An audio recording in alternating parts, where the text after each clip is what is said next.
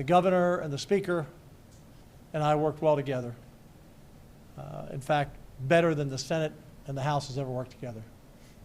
In fact, on SB 3, between the two chambers, there are 108 Republicans, and I think the count is 105 voted for SB 3. 105. Virtually every police department in the state of Texas wrote a letter to the governor and asked him to not veto SB 3. They gave every reason, by the way, to every pushback by the hemp industry. The Pediatric Association came out in favor of SB 3. Texas Medical Association came out in favor of SB 3. This is not a Dan Patrick bill. This is a bill that reasonable people in professions that know best, from medicine to law enforcement to education, said they all support. And 105 members, mostly all Republicans, but in the Senate we had a number of Democrats who voted for it. It puzzles me why my friend Greg Abbott, Governor Abbott, would at the last minute, at about 22 minutes after 11, decide to veto this bill. I know he gave the reasons in his proclamation, but our team simply doesn't agree with those reasons, and we'll talk through that. In reading the proclamation, one can only come to this conclusion, which surprises me. The governor of the state of Texas wants to legalize recreational marijuana in Texas. That's the headline, folks, because that's what his proclamation does. Now, whether it's unintentional and he didn't think through it, or whether it's intentional, that's the result of the veto. I'm very concerned that we go through this period of time that these shops may stay open, continuing to spew out their poison. Because even if his proposed bill passed, as he suggests, it would take a lot of time for them to get up to speed, to have manufacturing testing, to test it at all levels, to go through all of the issues that he lays out. And during that time, they would still be operating as they are. Let's remember, in 2019, marijuana was not legal in Texas. We passed the hemp bill, and then new technology came out on Delta 8 and Delta 10. And bad actors, he called them bad actors. He calls them bad actors, as I have. Went around that. And they sold products that destroyed families. Destroyed families. And make no mistake, what they're selling is illegal today. This past Tuesday, or I guess it was this past Tuesday, today's a few days from then, we had a bust, a drug bust, by the Allen Police Chief and the Department of Enforcement for Drugs, DEA. They confiscated 34 tons of products, including $7 million in cash, jewelry, cars, and they have seized that place.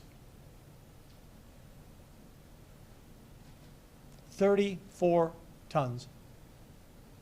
A few weeks ago, Prosper graduation ceremony sent 7 kids to the hospital who had induced these gummies or some type of THC product. And then, as he notes in his proclamation, a 15-year-old shot his mother 3 times after having gummies. And we had this testimony from, that's who I feel badly for. Someone texted me this morning and said, Dan, I feel badly for you. I said, don't feel badly for me. I'm used to tough political fights. The governor and I will work together in the future, and we'll disagree from time to time. But this is a fight that didn't need to be. Aubrey Adams came in and testified She said the veto demonstrates that the interests of the hemp THC industry are prioritized over the safety of Texas children and the well-being of Texas schools. Again, what Governor Abbott proposes is for us to legalize marijuana in Texas by regulating it. Let me walk through a couple of notes from his proclamation. He says Texans on each side of Senate Bill 3 debate raise serious concerns.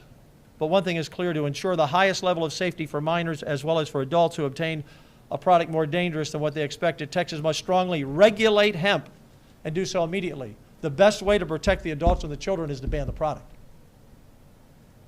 product. You cannot regulate 8,000 to 9,000 locations. We do not have enough law enforcement to do so. And they'll continue to sell it, skirting the law. And actually, what will they be selling if the governor is correct in his proclamation? He says Senate Bill 3 is well-intentioned, but it would never go into effect because valid constitutional challenges, litigation challenging the bill has already been filed. Since when did we care who sued us when we passed a bill? Oh, someone's already sued us. Oh, gotta stop.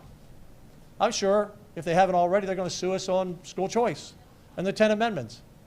And they're going to file a bill on the prayer bill. We deal with lawsuits all the time. So that shouldn't be a surprise. He says if we were to allow Senate Bill 3 to become law, its enforcement would be enjoined for years. How does he know that? How does he know that? And how does he know what he proposes there won't be a lawsuit filed and enjoined for years? The federal law says this: nothing in the federal law preempts or limits any law of a state that regulates the production of hemp and is more stringent than the federal law. That's what the federal law says. We can ban, we can regulate, and be more stringent than federal law. How do I know we can ban? Because there are already a number of courts that have said so. The Fourth Circuit, the Seventh Circuit. California, Gavin Newsom, of all people, banned THC. They've got a big drug program out there, but they banned THC because it was too dangerous. So is Colorado, and they've got a big drug program because of its danger. So the governor's whole proclamation is built around, and he told me this on Sunday. I talked to him yesterday. He said, it's the Arkansas case. This was a lowly district judge in Arkansas. And it's been going through the courts. We believe the Eighth Circuit will stand with Arkansas. And so if that happens while we're going through this charade, then what's the governor going to say? Oh, I guess I was wrong about Arkansas. But even if Arkansas loses, it doesn't matter. Arkansas does not impact Texas. So the idea that we can't ban the product has already been upheld by the higher courts on multiple occasions. There's no justification saying that we can't ban it. He goes on to say, my conclusion, or the conclusion, is not speculative. Really? So he's perfect. He's not wrong. He's absolutely sure this bill would be thrown out. When you look at the law, again, what the federal law says, we can ban it. The only thing we can't do is stop transportation through the state. You know, he actually mentions that in his proclamation. He mentions that one of the problems with this bill is about stopping transportation. But he didn't write the entire sentence. He's the lawyer, not me. It says you can't pass a bill to ban transportation through a state. That's not what he wrote. The teacup program, he signed that bill. That's worthless now.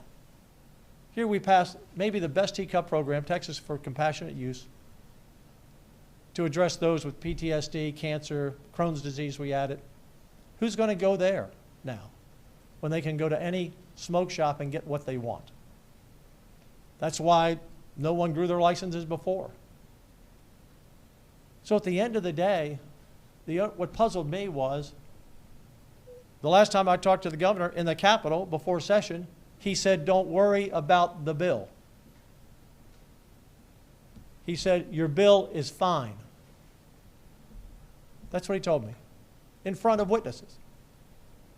In fact, he asked a couple of lawyers on my staff, he said, can you give me some answers I can give, because when I sign this, I need some answers to give. So what happened? Who convinced him? On his staff, from the outside? To kill Senate Bill 3? You know, and look, we'll work with the governor. We'll see what happens in the special session. But where has he been all session? Where's he been? I mean, we get this proclamation from him last night after midnight.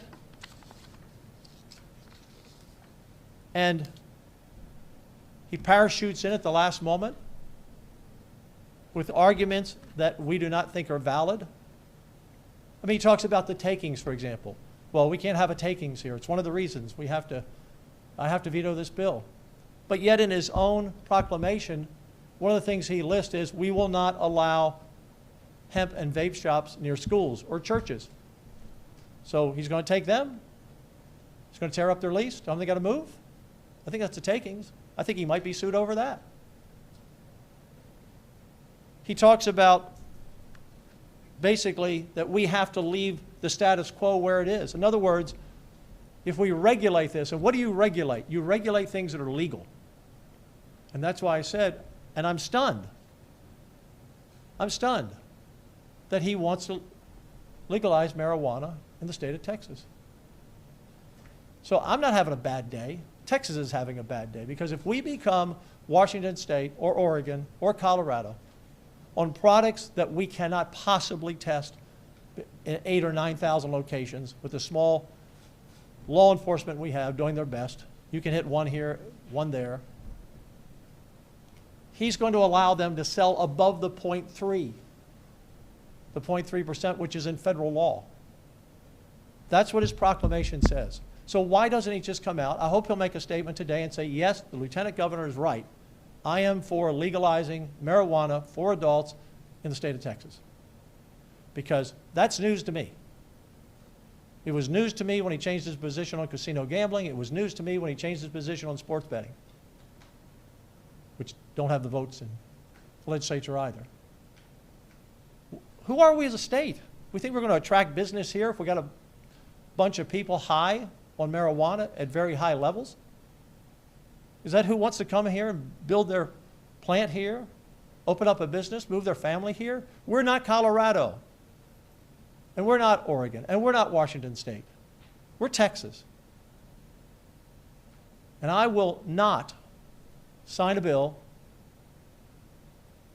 that legalizes marijuana in Texas. I will not gavel it down, because that's what he's asking the legislature to do. And here's the box he's put us in, folks. This is the box. So when he says he just came to it, you know, he told me, well, I just kind of made the decision Saturday and this came late. Again, where was his staff and where was he? If he'd have worked with us through the session, maybe we could have addressed some of his issues and maybe we could have answered some of his questions. But he made a decision to veto this bill very late without even giving us the courtesy of a call to say, hey, can you clarify this for me? So I just need to let you all know that here's the box he created. If we don't pass a bill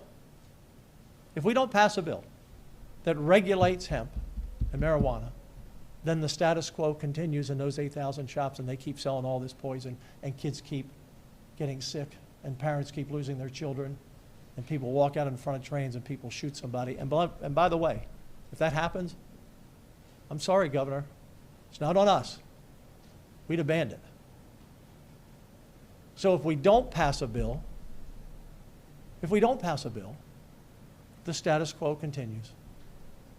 And the bad actors, as he calls them, the people running those 3 warehouses up there with 34 tons of illegal products, they get to continue operating as they are near our schools.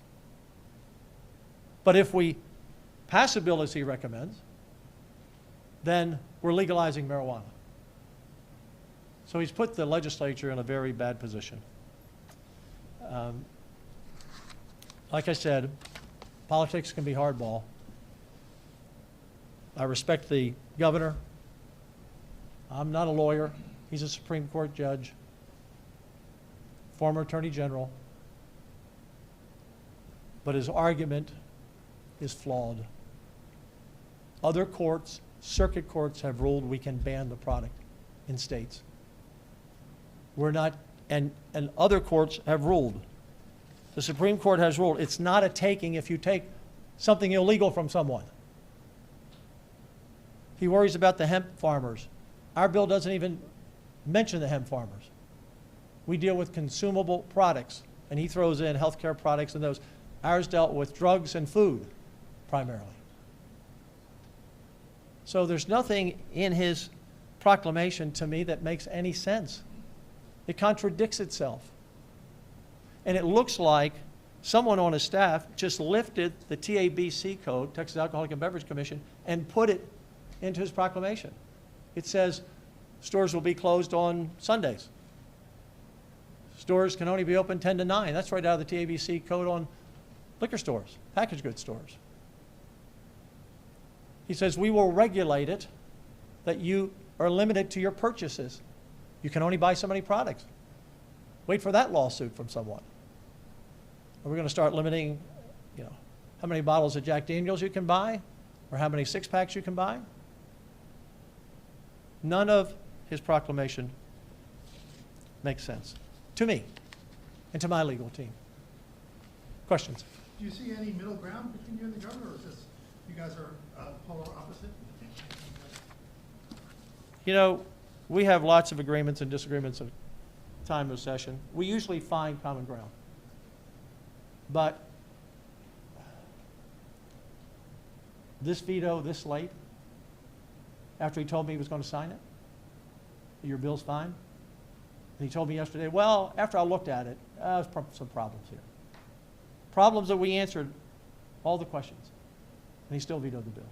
So I didn't start this. I did my work. We did our legal work. We talked to lawyers. We made sure this was constitutionally sound. We didn't have anyone that we talked to in the legal profession that said this was not constitutionally sound. Is this an outlier, or has a similar issue that you were totally invested in been vetoed by the governor? Well, last session, we had the homestead exemption in 2 special sessions. And it wasn't a veto, but he didn't like the $100,000 homestead exemption. And so he refused to put it on the call. You can look it up. He didn't put it on the first call. He didn't put it on the second call. And finally, the former speaker and myself said, we're going to pass it. And I don't know if he signed it or let it become law.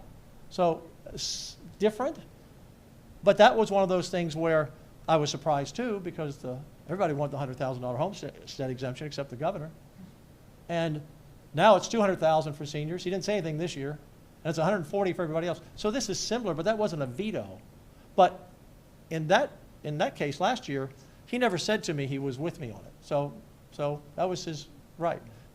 Look, he can do anything he wants. He's the governor. Again, we'll work together in the future, and there's no personal hard feelings here. But I got to stand up for the people of Texas. And the people of Texas do not want us to legalize marijuana. So are you saying you're going to refuse to regulate it? The only way you can regulate it is for him to say that no product could be sold with more than 3%, and that it would be taxed very heavily, because that would put them all out of business. Because they're not interested in selling products under 3%. They're interested in selling products sky high in THC. Could you support that kind of bill? Is that the bill that's going to come out of the city? I have no idea. I'm staying with the ban, because we can't, Rudy, we cannot regulate. And even if you go to 3%, there will be bad actors. You cannot regulate 8,000 stores. Law enforcement knows that. So you can't regulate it. And we talked about it during session. Can't do it. And the members decided the only way we can address this is to ban it. So whenever we regulate alcohol, yeah. we keep the high Yeah. levels of alcohol Yeah, and you know what? And you know, it's a great point. I'm glad you brought that up. Because one of the things that someone on the TABC told me, thank goodness you're doing this, because we couldn't possibly inspect it. Because we don't inspect liquor. We don't go and open a bottle of Jack Daniels and see if it's the real deal. We don't take a taste test or some kind of test on Crown Royal to see if it's the real deal. Based on the thousands of Texans that And so, excuse me one second. I haven't finished. Excuse me one second. Excuse me one second. Because they don't do it, because these are corporations, major companies, they know if they don't make sound products, they'll be sued. If they cause any injury or death, they follow their regulations. We don't know who's making any of this. We don't know where it's coming from. Nobody knows what's in the packages. So the idea that somehow we're going to have this new testing and they're all going to be responsible for their own factories to test the products. And he also says in here, it can't look like anything that would attract a child. Well, that's in the eye of the beholder. So now we're going to get into telling you, well, that package, I'm sorry, got to take that off the shelf. I mean, it's ridiculous to think that even in the state of Texas, with 80,000 law enforcement officers, that we can inspect 8,000 to 9,000 shops. It's not possible. Yes, sir. Lieutenant Governor, Yeah. Speaking of special sessions, Yeah. there's been reports of a push from the Trump administration to have a special session for redistricting here. You've Yeah. been in DC a lot recently. You had a Yes. chance to talk with anyone from the administration about that push? I'll just say that if we can pick up Republican seats in Texas to make Congress stronger after what the Democrats did to our country in the last 4 years, and what they're still doing, criticizing the President of the United States, want to impeach him for protecting American lives by taking out an Iranian nuclear threat to the world, I want more Republican congressmen. Governor, you said that it was news to me when Governor Abbott changed his position on casinos. Can you Yeah. expand on that a little bit? Well, he said, when we ran in 15, he said, I'm not for expanded gambling, and I'm not for legalizing marijuana. And I said here now, he came out and said, you know, if they pass a bill on casinos, I'll look at it, which is very clever. This session, he started by saying, I think we should have a vote on sports betting. And now I mean, if I'm wrong, Governor, and you're watching, then please put out a statement that you do not want to legalize marijuana for adults in the state of Texas, because that's what either by default you're doing or on purpose you're doing. And I'm On the SB3 veto, do you think any of the recent polling influenced the governor on this decision? look, the polling from the other side has done a great job of manufacturing all kinds of people to fight for their illegal business. I'm telling you again, folks, everything, or virtually everything they're selling in these shops is illegal today. If I can get a couple of state troopers and go down to a store today, we will find illegal products. That's what they found up in the warehouse. Everything they tested in the warehouse was illegal. And they took 34 tons of it. How would the veto Yeah. affect the 34 tons of rain tax? It doesn't impact that. They broke the law up there, or allegedly. It will have to go to court. It doesn't change. It was illegal Tuesday. It's illegal today. It will be illegal next week. Under federal law. Under federal law, it's illegal. So I really don't know what else you can do. 105 out of 108 Republicans vote. I think the governor should give the benefit of the doubt to the legislature and to law enforcement and to everyone in medicine and everyone in education. He's the only guy. He's the only guy that didn't want this bill to pass, except the people in the business making a fortune off poisoning our kids. Is an override an option in the special? There's some question about whether that's possible. I don't know. I don't think that we can in a special, but I don't know. I'd have to check that. But you know, we could just repeal we could just pass a bill to repeal the bill we passed, and that would put an end to it. You just threw that one out there. Yeah. What is the best possible outcome you think for this issue in special Yeah, session? what are the options there? To ban it. Again, Look, we had 105 votes. pass another ban? Is it possible? Pass another bill. Now, he didn't put that on the call. He said regulation. His words were very careful. Deal with the regulation. So he's, again, I don't want to complicate this. He's talking about getting kids out of it, you know, doing all the things to keep kids away from it, move all the stores. Again, this would be a takings, in my view, that he could get sued over. Moving all these stores away from churches and parks and schools to wherever he's going to move them. And again, you just don't go and tear up a lease. They have these leases. It's the product in the store that's the problem, not where the store is. Sir, have you spoken with Governor Abbott since the veto? No. I thought for sure that after we talked yesterday, and we had a very amiable discussion. Look, I'm not mad at the governor. But I'm not going to legalize marijuana in Texas. And if people want to vote me out of office for that, so be it. Not going to do it. Lieutenant Governor, I spoke with someone at the hemp industry Yeah. today. Yeah. And they told me that through DHS, they Right. are already regulated, the ingredients are already tested, and it's, what they're offering is legal. Yeah. BS on all of it. Then why has everybody that's gone into a store found illegal products? Why have they been confiscated?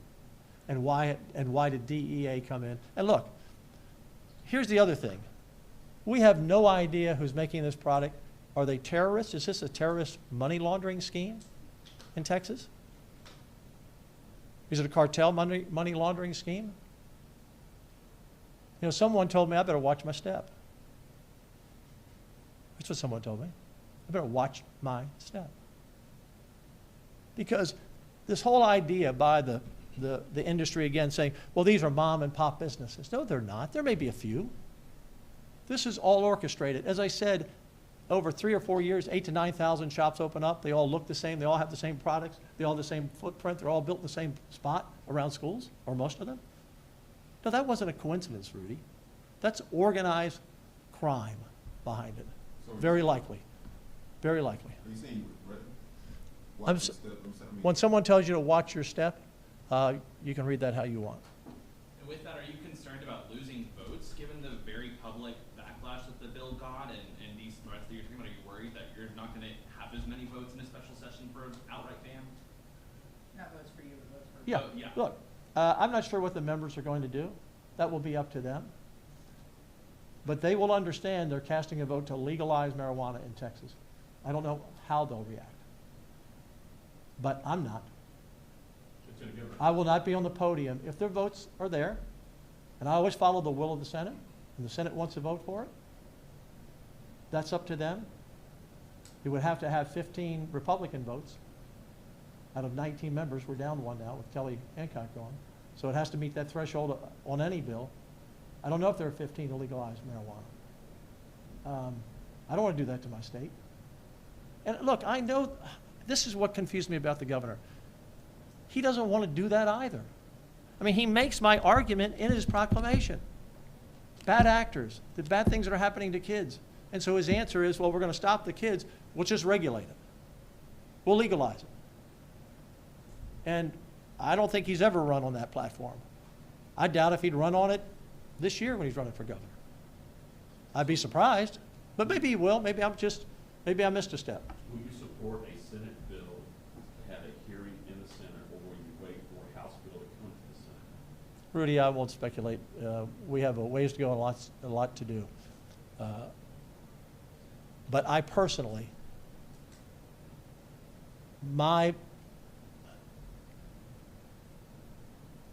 what kind of state do we want? What kind of culture do we want?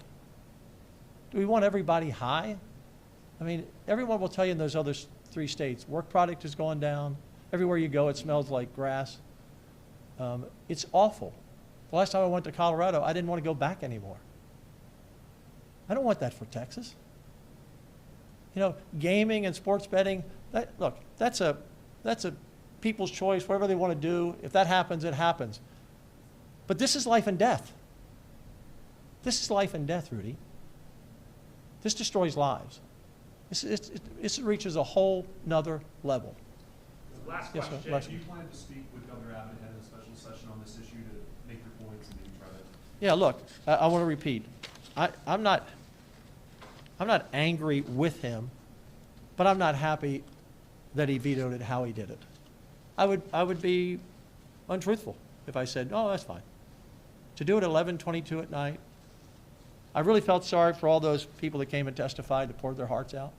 I felt sorry for law enforcement trying to do their job. You have to respect the legislature. And if it was a clear argument here, I would say, okay, Governor, good point. I'll give you an example. I wasn't with him on the cybersecurity bill he wanted at the end, because he didn't talk about it the whole session. And suddenly he wanted to pass it at the end. And I said, Governor, I don't know anything about it. Why are we putting in UTSA? Why are we doing this? Why are we doing that? I said, give me something. I took it home, I read it for the week, and I came back and said, I'm with you. You made your point. Where was he on this bill? He could have talked to us at any time. The speaker, myself, members. He never discuss this. And then to parachute in at the last moment over the will of the Senate and the House with arguments, again, other courts have said you can ban it.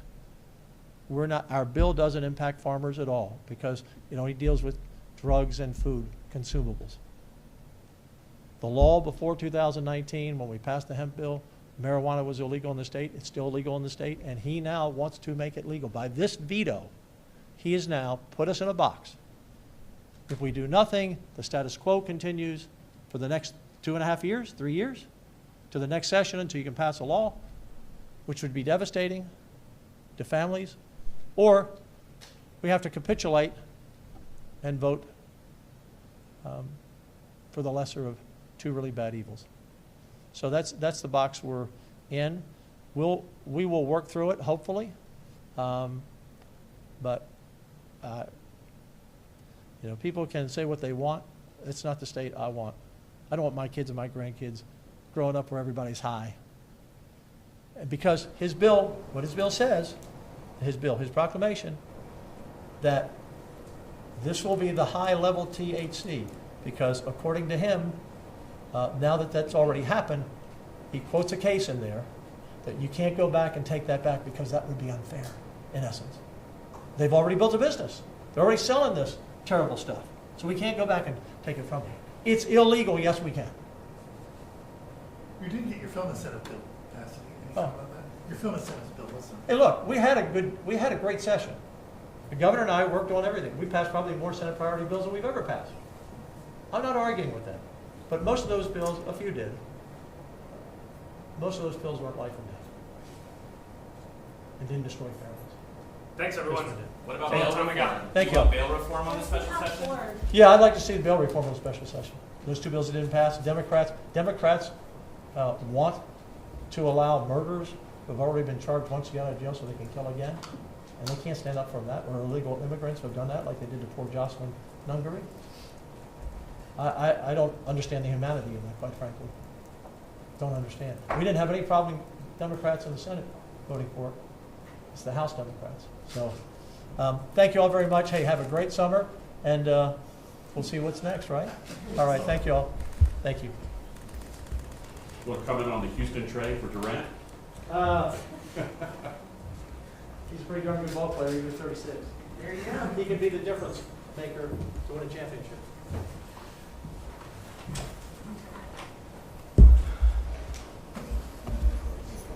You got that Durant thing, right? Yes,